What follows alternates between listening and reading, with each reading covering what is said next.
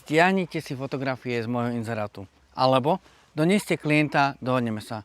Nie, nerobím tak, pretože v prvom rade ja ako profesionál chcem vidieť nehnuteľnosť, chcem si ju pozrieť, chcem si ju ohodnotiť vlastnými očami, chcem nadviazať vzťah s predávajúcim, aby sme sa dohodli na nejakých podmienkach, až potom viem doniesť klienta.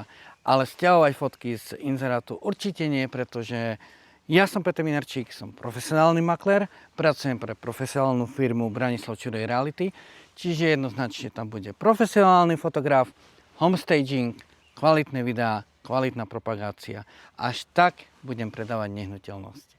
A keď vám niektorý maklér, ktorému budete volať na inzerát, povie, neviem, či je daná nehnuteľnosť aktuálna, znamená, nemá zmluvu a nie je to profesionálne.